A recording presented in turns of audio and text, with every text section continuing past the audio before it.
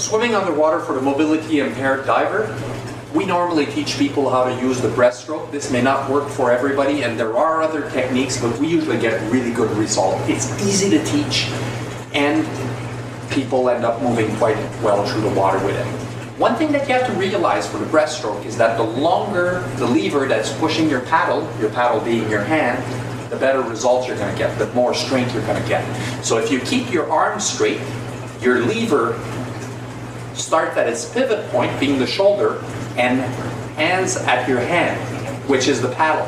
So let's not bend the elbow at all. Let's keep the arms straight. Normally, what I teach people to do is to put their arms as high as they can above them.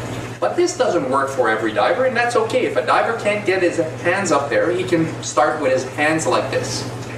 We also tell them to put their hands out so that their hands are ready to push on the water. And then what they do is they just rotate their arms down while they're pushing on the water. And they keep this motion going until their hands get to just below their hips. And then they stay like this. This is Don Patterson, a high-level paraplegic, showing us how to properly do a breaststroke. The first thing I want you to notice is how straight he keeps his arms as he pulls them in front of him, and how he leaves his arms to his side when he's finished the breaststroke. He waits till he's come to a complete stop before he does a second breaststroke. Watch him here. He really waits till he comes to a stop before he does anything else. And he also waits till his trim is perfect before he does a breaststroke.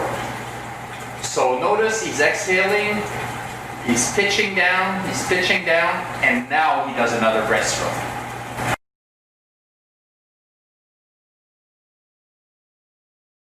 The reason I insist for the hands to stop below the hips is because a breaststroke is a lot more like a frog kick than a flutter kick. It is not a constant push.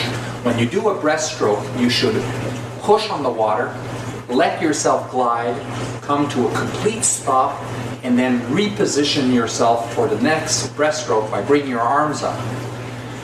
Now, the reason this is important is you need a lot of effort to break inertia underwater. You also need a lot of effort to move quickly underwater. You need about 4 times the effort to double your speed. So when your students do a breaststroke, they're breaking their inertia.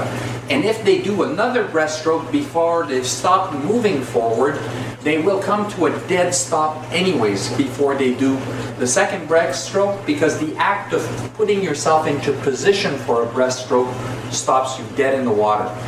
Here we have Daryl Rock, a complete C6 quadriplegic. He is also very strong and very agile. What we're trying to demonstrate with this video here is that even somebody with that high level of disability can achieve quite good mobility underwater as long as everything is perfect. So as you're going to see in his swimming here, his buoyancy is perfect, his trim is perfect, and most to the point here is breaststrokes are really good. Once he gets one, he holds it till he comes to a complete stop before moving his arms forward again.